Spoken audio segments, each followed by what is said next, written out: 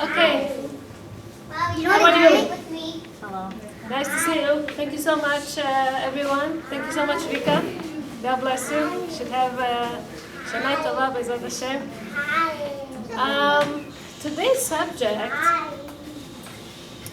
is something, because we are here in Rosh Chodesh Elul, so I decided to speak about not losing opportunities, okay? And this is what we're going to speak about. So, Ishmael, you know who was Ishmael? Ishmael was the son of Hagar. And Hagar, Hashem promised Hagar, Ki legoy gadol asimenu. I will make him a big nation. It's a big blessing, right? What does it mean? Legoy gadol asimenu. It's going to be so great, okay? Ishmael got a lot of powers, a lot of strength, a lot of blessing, a lot of energy, a lot of abilities, a lot of blessings from Hashem. From young age already he got all these blessings. It says, Vayihi Elokim et hanar. He was with him since young age, since Ishmael was a boy. And I want to ask you a question. He got so many blessings. What happened with all these blessings? Not so much, because we know what happened to Ishmael eventually. What happened to Ishmael eventually? He became, you know what he became, Ishmael? He became a sniper. He used to sit and shoot on certain targets, hunt animals, hunt some birds.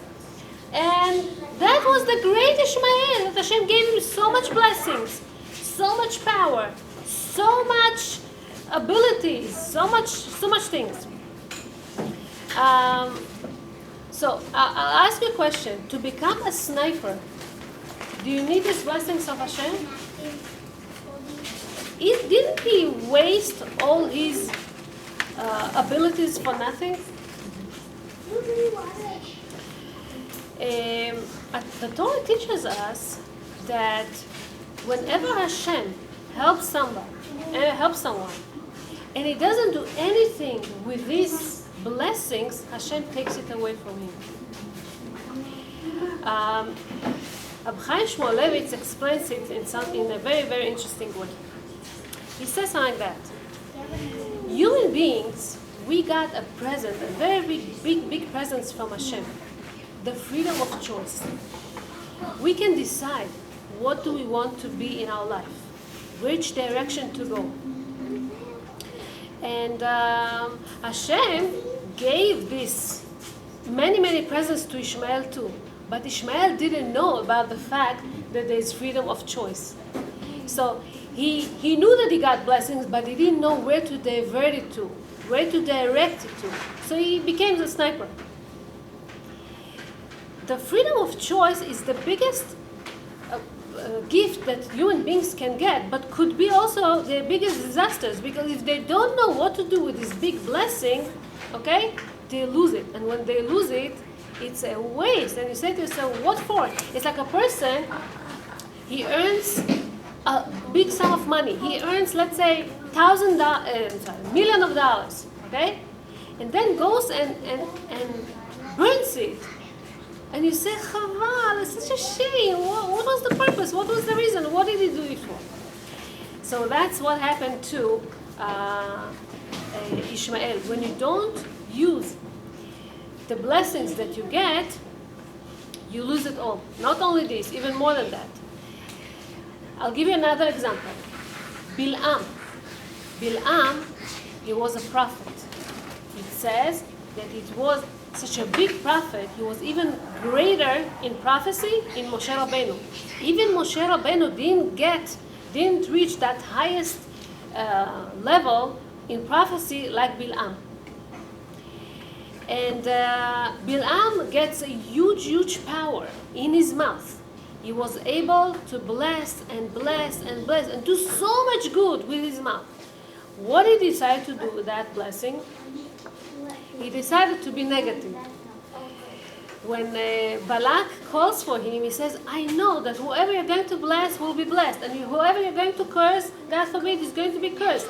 So everyone knew that he has so much power in his mouth. Instead, he took this power and decided to find all kind of ways to curse Am Yisrael lo alenu. נכון? So, what happens to a person like that when he gets the blessings, but he doesn't use it in the right way? Hashem takes the blessings from him. It says that Bil'am had a donkey, female donkey. And this donkey, Hashem made a miracle, started to talk to him. Like humans talk to one another. And why to create such a big miracle with an animal? Hashem tells him, also your animal can talk, not only you. It can also get so much powers in your mouth. But what did you do with all these blessings that I gave you? Nothing. When people don't use the blessings that Hashem gives on them, Hashem takes it and gives it to someone. These blessings don't go back to heaven. Hashem takes it and gives it to someone else. It says that on Rosh Hashanah, Hashem decides which country will get how much rain for that year. Rain means blessing. But if that year, this country did not make good deeds, we're not good, we're not close to Hashem, we're not good to one another, Hashem doesn't give this rain to this country. He diverts it, whether it goes to the desert or to another country that deserves it even more. This is what it says in the Gemara. More than that.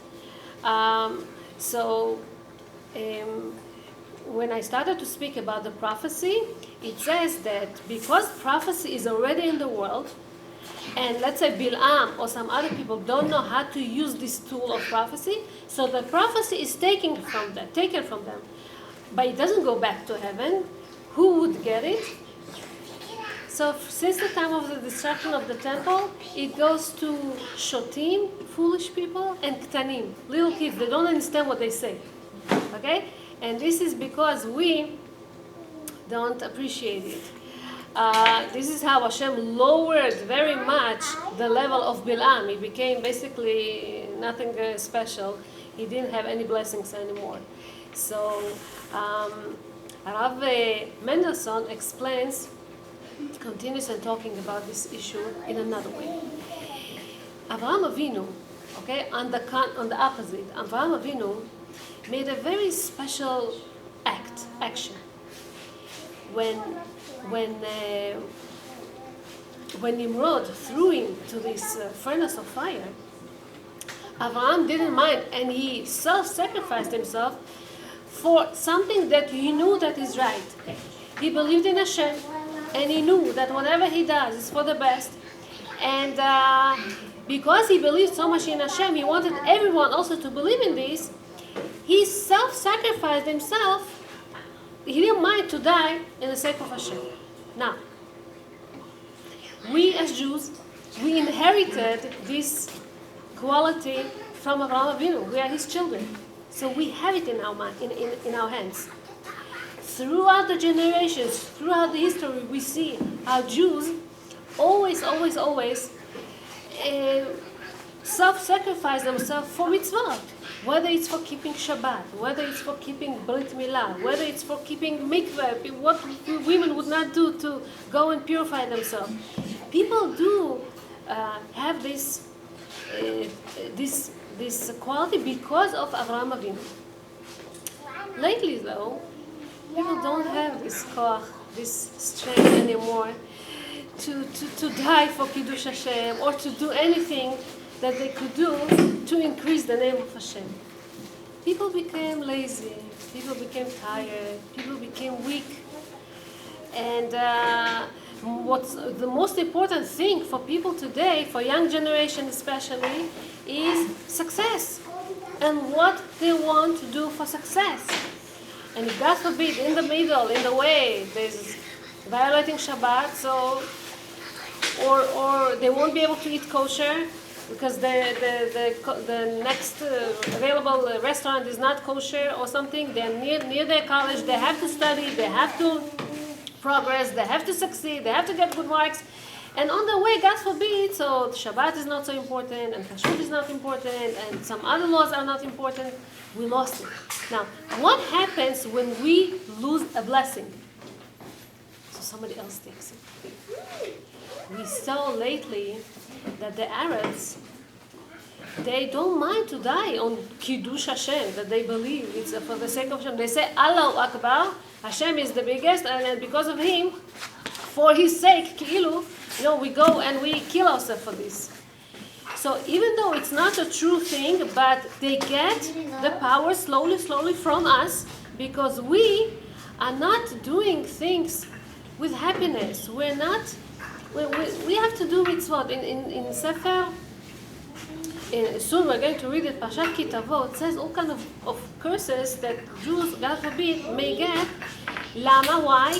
יען כי לא עבדת את השם אלוקיך בשמחה ובטוב לבב מרוב כל. All these curses are coming towards us, God forbid, because we don't worship Hashem with happiness. This is the biggest problem. We don't worship Hashem with happiness. Sometimes people, better for them not to eat bread, just not to say Birkat Hamazon.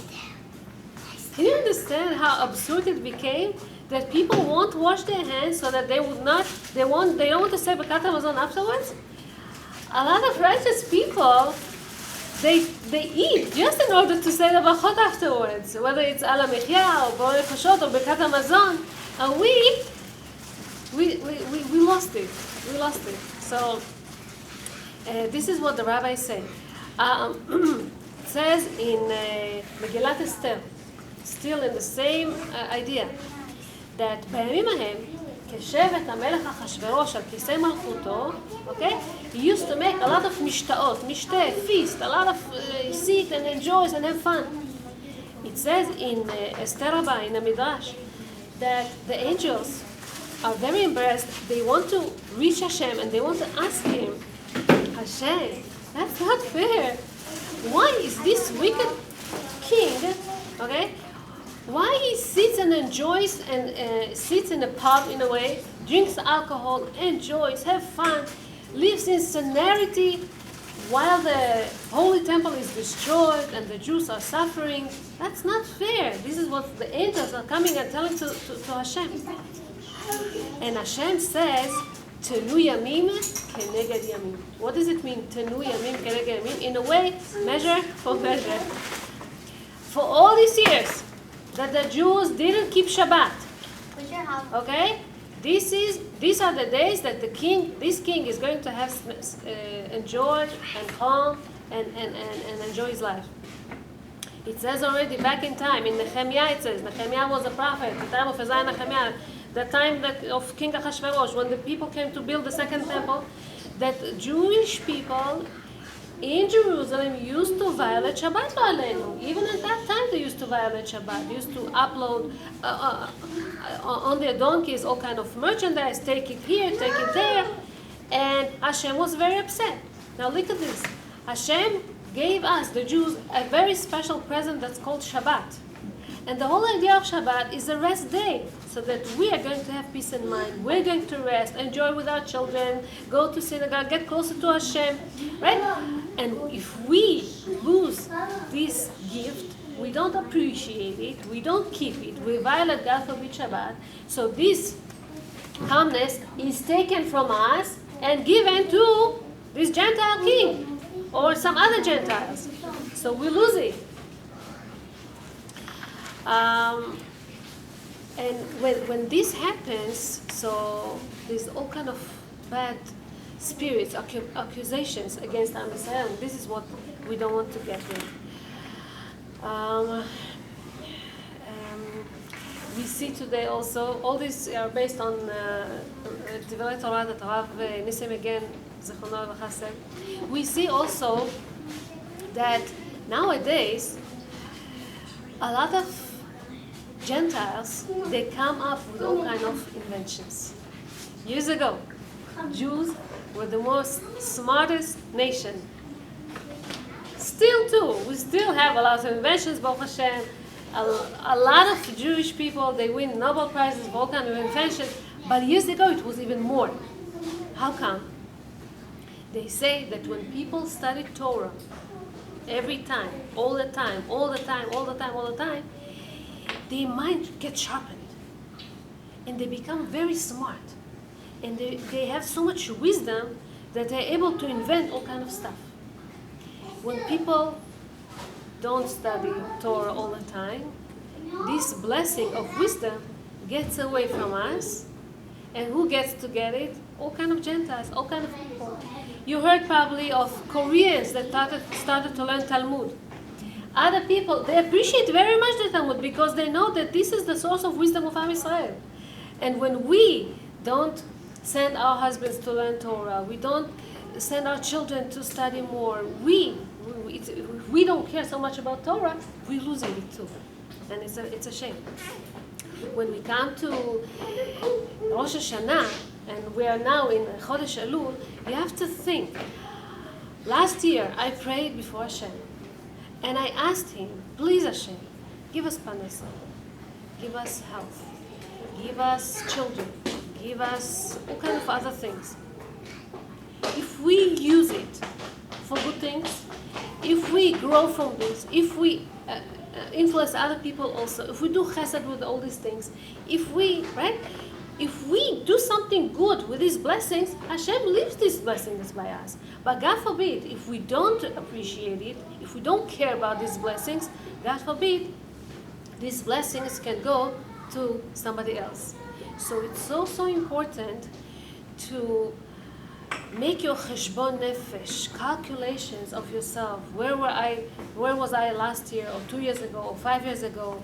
Where am I heading to? What do I want for myself? What do I want for my family? Okay? And what do I want to ask from Hashem? And how I'm going to use the tools that He is going to give me, Be'ezrat Hashem. Don't think, oh, I'm a poor, miserable housewife. Or that I'm just a teacher, or I'm just a social worker, or I'm a wife of a barber, or whatever. It doesn't matter what you do. It's what you do with the abilities that you got. Do you grow from this? Or, okay, I got it, like I got some other possessions, and it says in the Gemara, and we'll learn it in Loving Kindness. There's a book that it's based on the Chafetz Chaim. We learn all kind of interesting stories. Chafetz Chaim mentions there whatever it says here in the Gemara, that if there's a rich person and a poor person, they meet. The poor person comes to the rich one and he tells him, please help me out, please give me some charity. If the rich person helps him out, fine. If it doesn't help him, God forbid, all his wealth and whatever he has, Hashem can give it, okay, to the poor one, okay, and take it away from the rich one. And this is something that we want to be careful from this. It says about Reuven that he was the Bechor, he was the firstborn, right? He was born as Yaakov Avinu says, Reshit Oni. He was the first strength of his power, his mental power was Reuven. And with this Bechorah, he was supposed to get to be Kohen, he was supposed to get and to be a Melech, a king, he was supposed to be Bechor himself, right?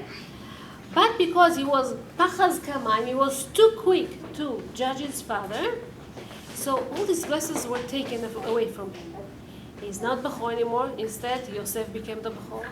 He's not Kohen anymore. Instead, Levi became Levi and Kohen. And he's not Melech. He's not a king anymore. Instead, Yehuda got its blessings. So these blessings already came to the world. Hashem is not going to take them back, but He's going to give them to other people that are worthy than, let's say, Reuven. Okay? This is the method that we see always. Shaul HaMelech was the first king. Hashem gave you so much as a first king. He got so much. But when he didn't listen, he didn't obey Hashem's will to decimate Amalek, okay, he felt mercy on them and he kept them alive. So Shmuel comes and tells him, Hashem is going to give this kingdom לרעך הטוב ממך, to your friend that is better than you. He gave it to King David.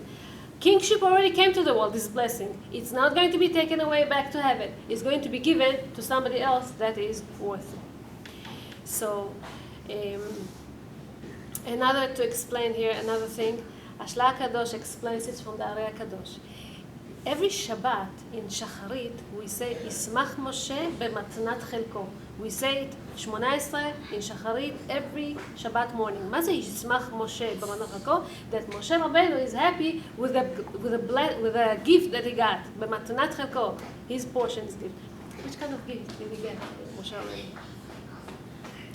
So it says that in the time that we got the Torah, Kabbalat Torah, 600,000 angels came from heaven and gave to every Jew that was standing next to Har Sinai 2 crowns. When Lo Aleinu, they made this scene of the golden calf, these crowns were taken from them. Now this crown already came from heaven to earth. Who should be getting it? Moshe Rabbeinu got all this blessing. This is what it says. Yismach Moshe b'matnat chelko. See how we have to be careful.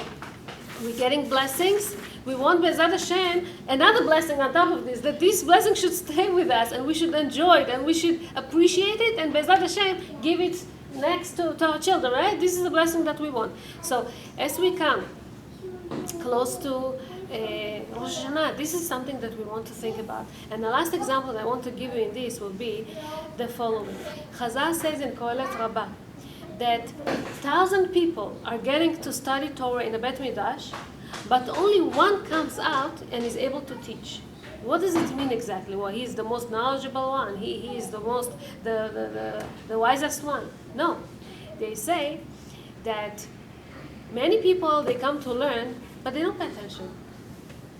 They get all kind of qualities, they get all kind of blessings, they get all kind of abilities, but they don't put the effort. So 999, they don't put the effort. But there is one that is so careful about this, that wants to study Torah so much. He will be awake at night and at day, and until he will understand this piece of Gemara, until he's going to understand what the rabbi wants from him. He's going to, he puts so much effort, and he tries, and he wants, and he wants, and he wants. So all these wasted blessings that were given up to these 999 people are all diverted to him. He's going to get it all. He's going to be the one that will be able to teach Am Yisrael later on. See how much it's strong. There was this woman that Lo Aleinu got the Parkinson disease. Now Parkinson is not something that comes all of a sudden on somebody. It shows sign in the beginning. Pains here, pains there, muscles, this, that. And Hannah was this lady, was relatively very young when she got it. And like, why should I get it at such a young age? Hannah's parents, they used to have this, they had this institution that they built with their own hands to these girls that came from broken houses, orphaned girls, didn't have a place to be. So you can understand that an institution like that needs a lot from them. You need to spend day and night. You need to listen to the girls. You need to be their kotel, seeing and listening to them and understand what they go through and be there for them and everything. So she was raised in this kind of a home. When the parents are, the girls are everything to the parents. They will do anything for them, care for them, and listen to all their problems. Even as those girls grew up and they got married, their parents were the one that took care of every detail of their wedding, order flowers and then speak with the catering and do this and do that and find her a house later on and furniture and all whatever this couple needs, right? So she grew up in this kind of house. You can understand how much she gave, how much chesed was in this house. And then her father became sick, and all of a sudden, Lo Aleinu passed away. the mother was already old and she couldn't really take care of all this huge business institutions. And so naturally, they wanted to give it, to hand it to their daughter to take care of it, because she was raised with this. She understood what the problems are. She was with this the whole time. And she had a lot of plans to make this institution even better. She wanted to make so much improvements in there. First of all, she wanted to renovate the place. So to renovation, you know what it is. Run after the constructions, and run after donors, and run after this and that and whatever. And then beside this, she wanted to improve the education system itself, the social skills of the girls, the economical issues there, whatever. There's a lot of things to work on. And as she gets this thing from her parents that she's going to manage this whole institution, this is when she understood that she's getting this Parkinson lalena. She was devastated. It was so hard for her. When she was invited to the doctor's office in one of the hospitals, she saw only old people sitting there, and she was young. Like, why should I, in a young age, suffer whatever old people they go through? She took it very bad, and when she gets to the doctor sees her, and he sees that she's very young, and he's asking her, "What's your occupation?" She tells him, "I have this institution that I just got to manage, and I have to run for it, but I don't know if I'll do it anymore because I just can't." He tells her, "Don't let it break you. And it's going to get worse. I don't say, because there's no really cure for that. And sometimes they say that you can stop it for a while, but there's no cure to that, for this Parkinson. So you're going to get sicker. It's going to be very bad on your body, but your mind, your brain, your spirit is not sick. You're all healthy there. Continue doing whatever you can. Yes, so physically you're going to be limited, but continue doing whatever you can, because if no, God forbid, you're going to sink in your bed and you don't want to do anything, you won't like to do anything, you're going to just die. Spiritually you're going to die. And this is not the idea. You can do so much even with your disease. That's exactly what she did. She took it to New Year's highs. It wasn't easy. The easiest thing for a person that is sick is like, I want my bed, leave me alone, I'm tired. But she didn't let herself. She continued meeting the girls and asking them, and she told them, "Listen, I'm sick, and you can see that I'm not feeling well. Just help me physically, and I'll help you as much as I can spiritually." And she used to go to meetings and bring people and meet contractors and meet donors and run here and go there. But she did that. Meaning, Hashem gives to all of us all kind of abilities. Sometimes, physically or something we're limited, but Baruch Hashem, most of us we're not. Hashem gives us children. Do we want these children? Sometimes people don't get married in order to, God forbid, not to have children. And as I said before, if Hashem sees that people don't want certain blessings, He takes these blessings and gives it to somebody else. As I said before, sometimes in the Gentiles we see all of a sudden kind of a genius is born, and this could be because the rabbis say it could be because Jews didn't want to get pregnant, didn't want to have children, so Hashem gives these blessings. Imagine to yourself a mother works the whole day in the kitchen, works to make these special, let's say, wraps, whatever we used to have here before, right? So she works and works, and her son, he doesn't want to eat that. Okay? What does she do? She goes to the neighbor, and she tells to his child, my son didn't want it. You take it. It's going to be a waste. I don't want this to waste. That's what happens in heaven. When Hashem gives us so much blessings, and we don't use this blessing to the bad, to the good, we don't influence others, we don't do chesed with it. So Hashem takes it away and gives it to somebody else. Let's, Bezat Hashem, this Rosh Hashanah, learn this lesson. And Bezat Hashem, pray for blessings, appreciate them, and do something good with them to the favor of Am Yisrael, Bezat Hashem. Amen. Thank you. Okay. It's interesting that that